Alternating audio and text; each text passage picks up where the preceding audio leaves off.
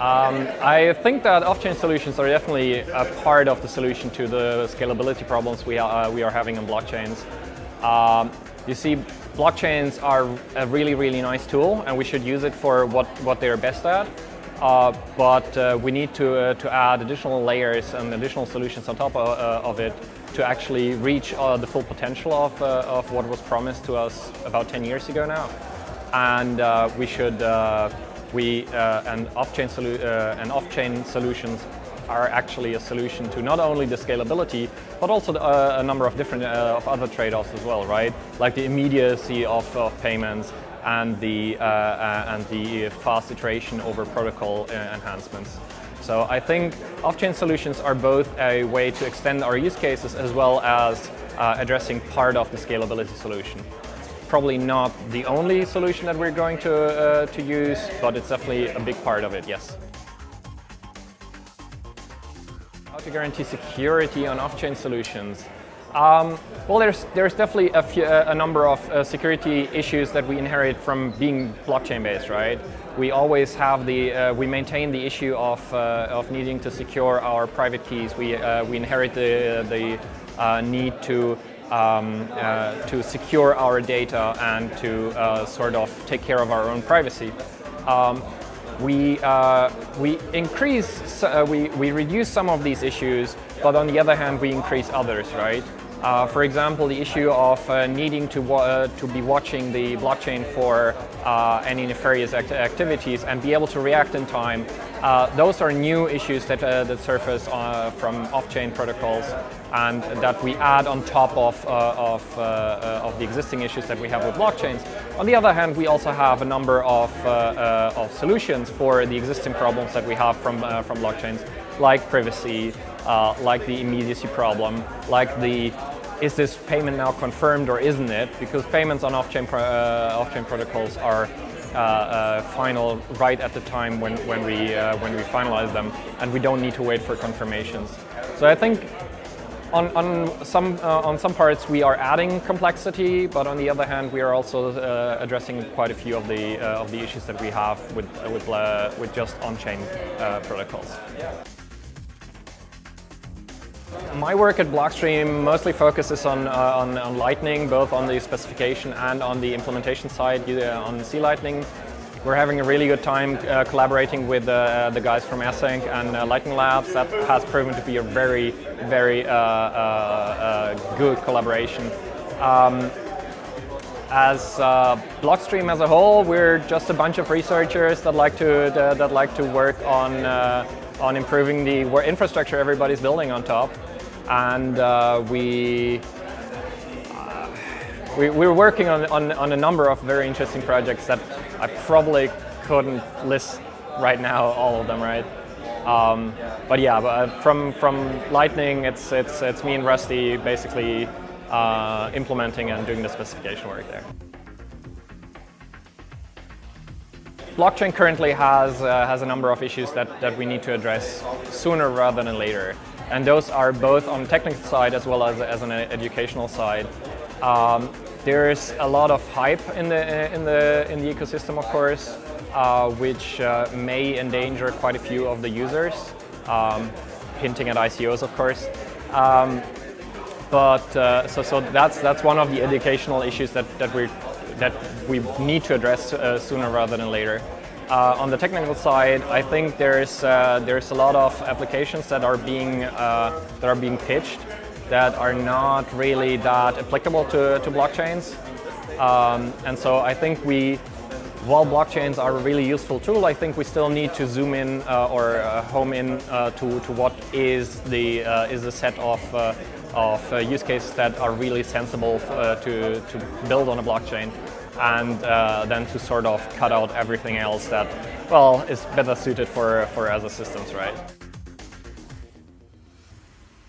I definitely think that the government has a major role to play in all of this. On the one side, it's encouraging to see that various sandbox systems are being created where this innovation and this evolution can take place. And on the other side, I think there should be also be a focus on consumer protection. especially when it comes to these overhyped and just scammy projects that are being pitched out there. We should definitely allow for innovation to happen, but we shouldn't expose mom and pop shops to the risks that are involved when trading in cryptocurrencies or ICOs or tokens. So I think governments so far have done a really good job at it, maybe being a bit on the more lenient side, but I definitely welcome some open discussions with regulators. And I'm actually also advising the Swiss government on regulation. So hopefully we can steer that into a direction that is both beneficial in terms of innovation, but also beneficial in terms of consumer protection. That's a hard question. I think it will definitely take a long time before we can see grandmothers and granddads actually actively using cryptocurrencies or crypto systems in general. I think it's going to be a gradual process. We see a lot of activity currently in both with Lightning and Bitcoin from the community, but it has not reached yet this level of where it's sort of self-sustaining distribution. We're still sort of in this chicken and egg phase where yes, for us to become useful, my favorite kiosk needs to accept it, and for them to be useful, I need to have cryptocurrency in my pocket so they actually can pay for their costly infrastructure to run this. But what we can definitely do is sort of reduce this onboarding cost and make it easier for users to actually use this technology. And I think we're going to get there eventually and actually make it easy for everybody to use. And that's the first step. Whether that then succeeds or not, that's basically markets at play, and I'm really bad at predicting markets. GDPR is special because it basically gives everybody the right to remove data traces about themselves. And that's not really how blockchains work. So I think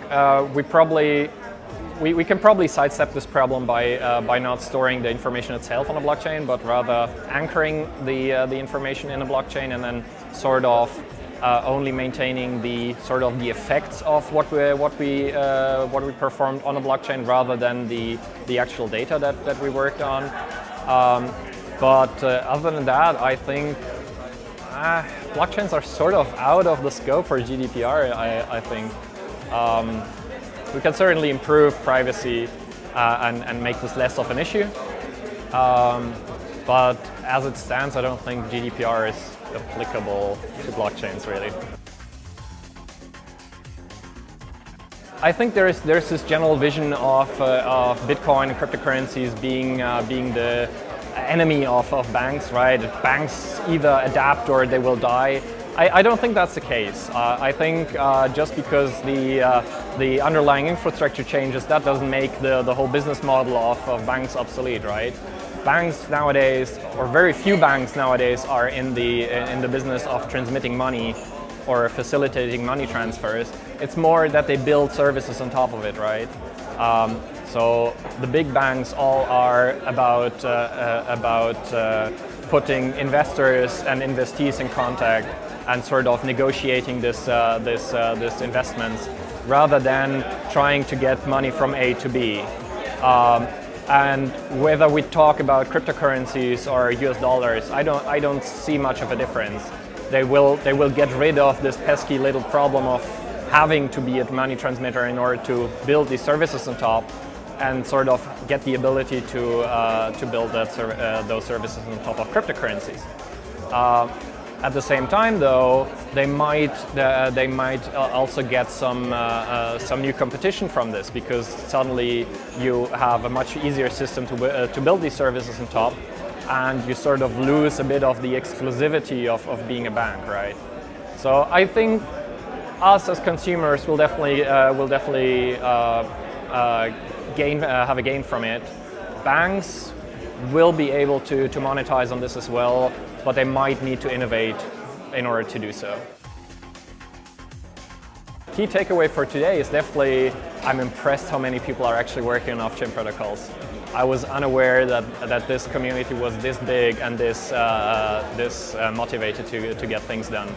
And we've seen a lot of great talks, and I'm definitely looking forward to dig in some more and ask people some questions.